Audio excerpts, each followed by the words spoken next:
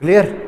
तो देखिए ट्रांजिस्टर समझ गए, इसकी वर्किंग समझ गए। अब एक चीज़ और समझो, ट्रांजिस्टर के जो होते हैं मेन यूज़ जो होता है मैंने आपको पहले बताया है, एज ए एम्पलीफायर होता है, एज ए फीडबैक सर्किट होता है, कुछ स्विच में भी होता है इसका। तो सबसे ज़्यादा जो यूज़ किया जाता है पीएनपी और एनपीएन में, हम एनपीएन को ज़्यादा यूज़ करते हैं क्योंकि इसकी एफिशिएंसी क्या होती है, पीएनपी से ज़्यादा होती है। 3 तरह से जुड़ता है ये आपका, कॉमन बेस, कॉमन इमीटर और कॉमन कलेक्टर। सबसे ज़्यादा यूज़ किया जाता है जो वो होता है कॉमन इमीटर, क्योंकि कॉमन इमीटर में जो गेन हमारा आता है वो सबसे ज़्यादा आता है। ज़्यादा नहीं आता है, काफ़ी ज़्यादा गेन आता है हमारा। क्यों आता है अभी तुम्हें समझा दूंगा अभी मैं आपका। तो ये मैंने एक सर्किट बनाया है आपका, इस सर्किट में मैंने इस ट्रांजिस्टर को, जो एनपीएन ट्रांजिस्टर है, इसे मैंने जोड़ा है आपका इसे कॉमन इमीटर कॉन्फ़िगरेशन में। तो इमीटर देखो बीच में आ रहा है, देखो ये कॉमन इमीटर है, बीच में आ रहा है। कुछ बुक्स में तुम्हें क्या मिलेगा, अर्थ कनेक्ट भी मिलेगा ऐसे ऐसे करके आपका।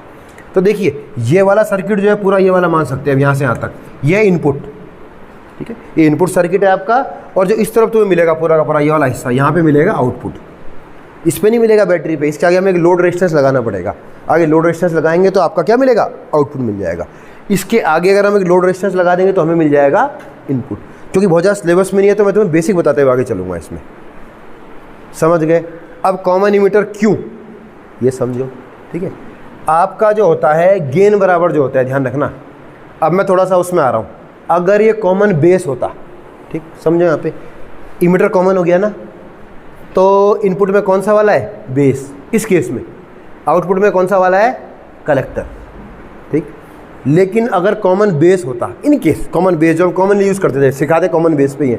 कॉमन बेस का जो होता है इफिशियंसी जो होती है alpha is equal to output current जो कलेक्टर करंट होता था उसका, एंड अपॉन इनपुट करंट, ये होता है कॉमन बेस में। अगर बेस कॉमन है, आउटपुट क्या होगा, कलेक्टर, इनपुट क्या होगा, emitter. Alpha is equal to gain is equal to I C upon I. और हम जानते हैं कि इमीटर करंट की वैल्यू कलेक्टर करंट से क्या होती है, ज़्यादा होती है। अभी तुमने सीखा है इमीटर करंट बराबर collector current plus base current. इस कारण से अल्फा का मान जो होता है 1 से क्या आता है, कम आता है। तो कॉमन बेस में जो गेन आ रहा है, एफिशिएंसी आ रही है, वो 1 से क्या हो रही है, कम आ रही है। कॉमन बेस की बात कर रहा हूँ मैं। लेकिन अगर मैं कॉमन इमीटर की बात करूँ, इसकी बात करूँ, तो कॉमन इमीटर में गेन को बोलते हैं बीटा, और बीटा इज इक्वल टू होता है आउटपुट करंट जो कलेक्टर करंट है बटे इनपुट करंट बेस करंट। देखो आई बी लिखिए, current gain is equal to I C upon I B, collector current बटे बेस करंट। और आपको पता है बेस कितना सा होता है, बहुत छोटा सा होता है बेस। बेस करंट का मान इस करंट से बहुत क्या है, कम है। जब नीचे वाला छोटा है तो इस कारण से बीटा हमेशा ये क्या होता है, 1 से बहुत बड़ा होता है, गेन ज़्यादा होता है आपका, समझो। इनपुट बेस है ना, आउटपुट बटे इनपुट, बेस बहुत छोटा है तो ये जितना छोटा होगा गेन उतना बढ़ जाएगा आपका, समझ रहे हो ना। तो क्योंकि कॉमन इमीटर के लिए गेन का मान बहुत ज़्यादा होता है, इसलिए जो आपको आउटपुट मिलता है बहुत ज़्यादा मिलता है। ठीक है बेटा, बस इस कारण से हम लोग किस कारण से यूज़ करते हैं, इसमें से यूज़ करते हैं। वहीं से अगर मैं इसे और जोड़ना चाहूँ, देखो और आगे बढ़ूँ, ये क्लियर हो गया। ये तो है करंट गेन। अब वोल्टेज की बात करूँ, वोल्टेज गेन कैसे हो जाएगा, इज इक्वल टू वोल्टेज बराबर क्या होता है ओम के नियम से, V इज इक्वल टू होता है I इंटू आर। ठीक है, आउटपुट बटे इनपुट सीधे सीधे आ जाएगा इसका बीटा इंटू आर आउट बटे आर इन, ये हो जाएगा। टोटल अगर पता है क्या होगा यहाँ पे, देखो V is equal to I output बटे आई इनपुट, आई की जगह, इंटू आर आउटपुट बटे आर इनपुट। तो आई आउट बटे आई इन तो ऑलरेडी बीटा है, तो बीटा इंटू रेजिस्टेंस। ठीक है, तो वोल्टेज का मान, बीटा का मान बहुत बड़ा है तो वोल्टेज ही बढ़ जाएगी। एक तरीका और कर सकते हैं, आउटपुट रेजिस्टेंस को बढ़ा दो, रेजिस्टेंस बढ़ जाएगा आउटपुट वाला तो गेन और बढ़ जाएगा आपका, समझ रहे हो। Power is equal to P is equal to I square R, समझ रहे हो, या P is equal to beta square into R out upon R in, लिख सकते हैं वैसे अभी। Beta is equal to I output बटे आई इनपुट, तो बीटा स्क्वायर इंटू आर। फिर से तो कोई भी मान आ रहा है, चाहे वो करंट गेन हो, वोल्टेज गेन हो या फिर वो पावर गेन हो, सब कुछ इसमें ऊपर आ रहा है, तो इसलिए हम इसी में यूज़ करते हैं। एज ए एम्पलीफायर यूज़ करते हैं हम लोग। मैं जो आवाज़ बोल रहा हूँ, मैं चाहता हूँ मेरी आवाज़ ज़्यादा सुनाई दे, तो एज ए एम्पलीफायर हम यूज़ कर सकते हैं ट्रांजिस्टर। दिख रहा है ना, गेन बढ़ा रहा है, वैल्यू बहुत बढ़ा दे रहा है। ख़त्म कहानी, ऐसे कर लो, आगे बढ़ूँ। तो ये इसका तरीका है, इसीलिए इसमें किया जाता है। कॉमन बेस में क्या होता है, वैल्यू कम होती है भाई ज़्यादा, वो दूसरे काम में यूज़ करते हैं हम लोग, एम्पलीफायर यूज़ नहीं करते। बिठा दूँ, चलो। अब एक चीज़ और है, तुम्हारा टॉपिक है, वो है different types of diode. Diode के अलग अलग टाइप्स या प्रकार, तो देख लीजिए एक बार। एक इंट्रोडक्शन देना है मुझे हर डायोड का, तो देखिए। एक तो पीएन जंक्शन डायोड आपने पढ़ा, उसी के अब हाई रूप पढ़ेंगे हम लोग, उससे क्या क्या बन सकता है। और तो सबसे पहला डायोड है आपका टाइप्स ऑफ डायोड, लिखिए हेडिंग।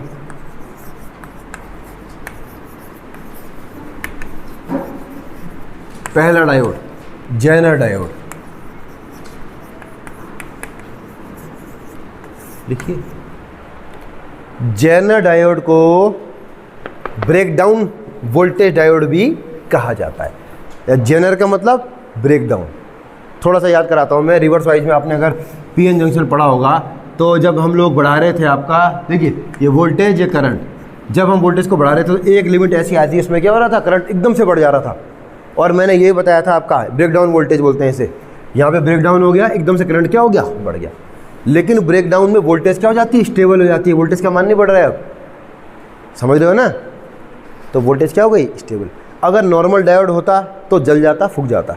लेकिन जेनर डायोड एक ऐसा डायोड होता है जिसमें कि हम लोग कुछ ऐसी अशुद्धि मिलाते हैं जिस कारण से यह इस ब्रेकडाउन वोल्टेज में काम कर सकता है, बिना नष्ट हुए या बिना डैमेज हुए।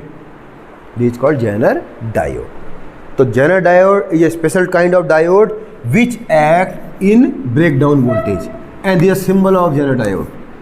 बनाइए सिंबल, हल्का इसमें ऐसा कर देना, the symbol of zener diode and zener diode act in breakdown voltage without damage, है ना। और क्योंकि ब्रेकडाउन वोल्टेज जो है, इसमें वोल्टेज स्थिर हो जाती है, इस कारण से ये वोल्टेज रेगुलेटर के रूप में भी काम करता है। वोल्टेज रेगुलेटर,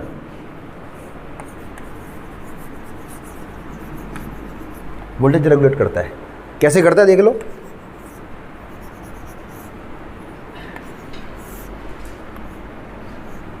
एक यहां पे डायोड लगा देते हैं हम लोग। देखिए मैंने क्या किया है, एक बार देख लीजिएगा इसे।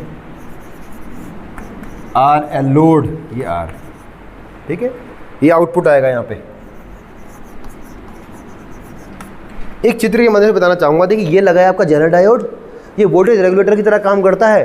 यानी कि अगर मैं चाह रहा हूँ, मैंने मान लो यहाँ पे वोल्टेज दी फ्लक्चुएटिंग वोल्टेज, मैं चाह रहा हूँ कि वोल्टेज क्या बनाए पे क्या रहे, फिक्स रहे। माना मैं चाह रहा हूँ मेरे को यहाँ पे सिर्फ 5 वोल्ट चाहिए, इतनी वोल्टेज चाहिए, इससे ज़्यादा नहीं चाहिए आउटपुट में।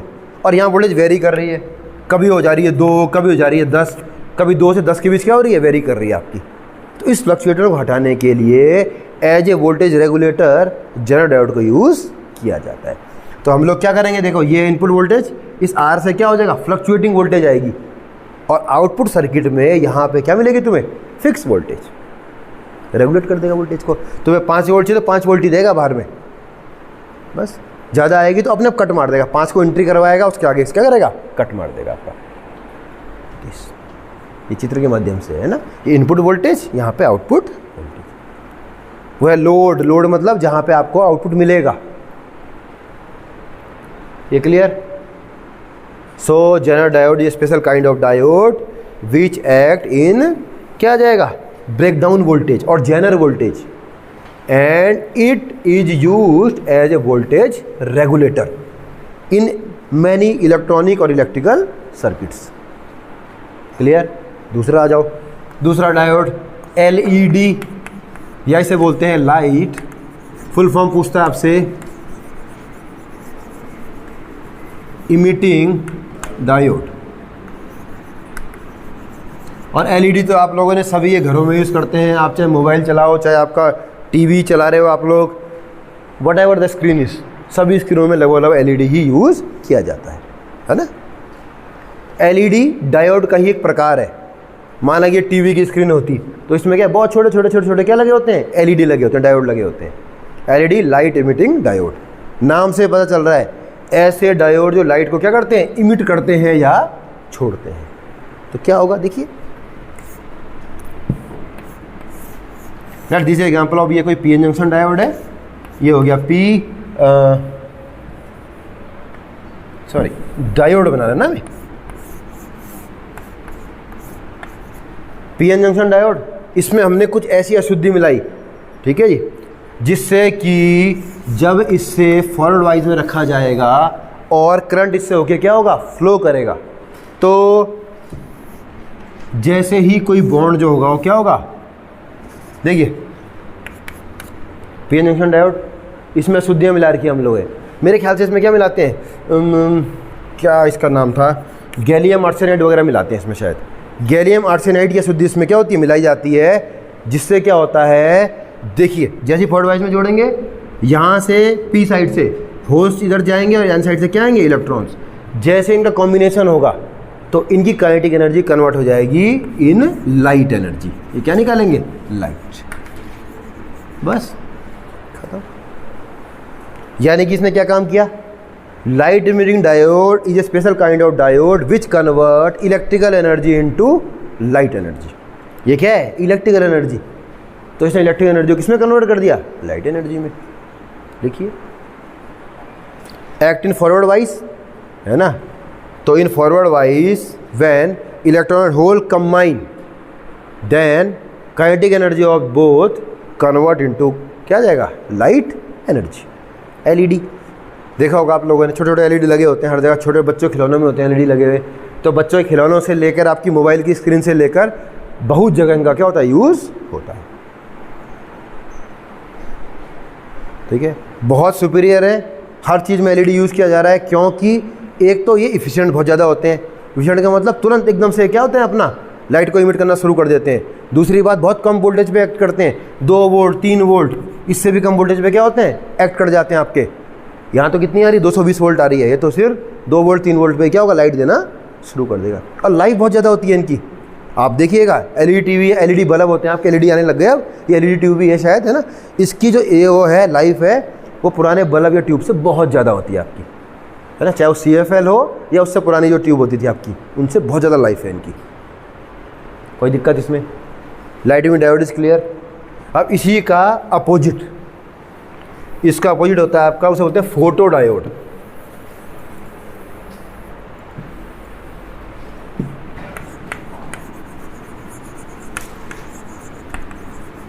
देखिए फोटो डायोड, अपोजिट का मतलब जहाँ पे एलईडी कन्वर्ट कर रहा था इलेक्ट्रिकल एनर्जी को लाइट में, वहीं पे फोटो डायोड कन्वर्ट करेगा लाइट एनर्जी को इलेक्ट्रिकल एनर्जी में। तुमने सोलर प्लेट देखी होंगी, तो घरों में सोलर प्लेटें लगी होती है, घरों में या बाहर देखा होगा आपने गाँव में, उन प्लेटों में क्या लगे होते हैं, उनके सर्किट होते हैं, उनमें ये फोटो डायोड क्या होते हैं, लगे हुए होते हैं। जैसे सोलर लाइट उनमें पड़ती है, वो क्या करते हैं, करंट को बनाते हैं और बैटरी में उससे हम क्या करते हैं, स्टोर कर लेते हैं। तो इसमें क्या होगा, यानी कि इसमें कुछ ऐसी अशुद्धियाँ मिलाई जाएगी, थोड़ा मैं ऐसे बनाता हूँ जानबूझ के, ये P हो गया, ये N हो गया, है ना। ध्यान इसमें रखना पड़ेगा, इसका जो आपका बीच में होता है ना डिप्लीशन लेयर जो होती है इसकी, ये बड़ी होती है थोड़ी सी, यानी इसमें कुछ ऐसे अशुद्धियाँ मिलाएंगे कि इसकी डिप्लीशन लेयर जो है, इसका मान क्या, थोड़ी सी चौड़ी होती है आपकी, ठीक। जैसे ही यहाँ पे फोटोन पड़ेंगे या लाइट पड़ेगी, वैसे ही क्या करेगा, यहाँ से इलेक्ट्रॉन बनने शुरू हो जाएंगे, इलेक्ट्रॉन निकलेंगे, और इलेक्ट्रॉन का मतलब क्या हो गया, ये हो गया आपका इलेक्ट्रिक करंट। देखिए ये डिप्लीशन लेयर है इसकी, है ठीक से लिखता हूँ,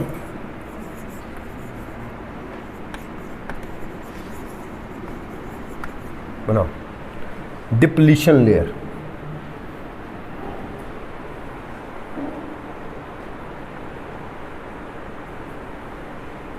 ठीक है, photo diode which convert light energy into electrical energy, यानी कि जैसे फोटोन पड़ेंगे तो क्या करेगा, इलेक्ट्रॉन को रिलीज करेगा, और इलेक्ट्रॉन क्या फ्लो करवाएंगे, आपका करंट फ्लो करवाएंगे। क्लियर। एक चीज़ और समझना, ये रिवर्स वाइज में ध्यान देना, photo diode always act in reverse wise, ये आपको याद रखना है बिल्कुल, ये रिवर्स वाइज में ही काम करता है, फॉरवर्ड में काम नहीं करता। अगर इसका कुछ ग्राफ वगैरह आ जाए, वैसे तो अब मुश्किल है पर ग्राफ आया तो कुछ ऐसा ग्राफ बनता है इसका। देखिए कुछ ऐसे करंट आता है फ्लो ऐसे करके, ये ठीक है, ये वोल्टेज हो गया, ये हो गया करंट, कुछ ऐसे करंट ये क्या करता है, जनरेट करता है रिवर्स वाइज में। देखिए ये क्लियर। तो 3 मेन है आपके जो पूछे जा सकते हैं आपसे। एक तो हो गया आपका एलईडी लाइट इमिटिंग डायोड, सबसे ज़्यादा चांस लाइट इमिटिंग डायोड के। एक हो गया जेनर डायोड पूछ सकता है आपसे, और एक उसके बाद आता है फोटो डायोड। इसके अलावा जो डायोड और होते हैं, जैसे कुछ जगह तो मिलेगा एक वेरिएबल कैपेसिटर डायोड भी होता है, विरेक्टर डायोड कहते हैं उसे। तो पहले ये क्लियर है, इसे कर दूँ। ये कहाँ यूज होता है आपका, सोलर पैनल में। जितने भी सोलर पैनल होंगे उनमें क्या हो जाता है, ये यूज़ किया जाता है। पढ़ लेना है, हो सकता है कुछ में से कोई भी 3 नंबर पे आ जाए, तो तुम्हें इसके बारे में लिखना है, सर्किट देना है और हल्का सा डिफाइन करना है इसे। इसके बाद आता है आपका एक डायोड है, उसे बोलते हैं वेरिएबल कैपेसिटर डायोड, विरेक्टर डायोड। वैसे आएंगे तो 3 ही, कभी कभी पूछ ले तो इसे भी याद रख लो, एक बार समझ लो खाली। ये कुछ ऐसा होता है, देखिए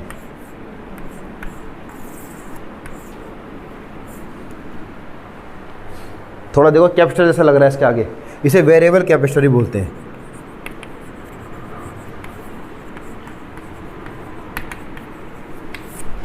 यानी कि जब डायोड एक्ट कर रहा है एज ए कैपेसिटर तो उसे बोलते हैं, क्या बोलेंगे, विरेक्टर डायोड। यानी कि एक ऐसा डायोड है जो कैपेसिटर की तरह भी काम कर सकता है, एक वेरिएबल कैपेसिटर की तरह। यानी कि इसकी जो कैपेसिटी हुई क्या करेगी, वो वेरी करेगी।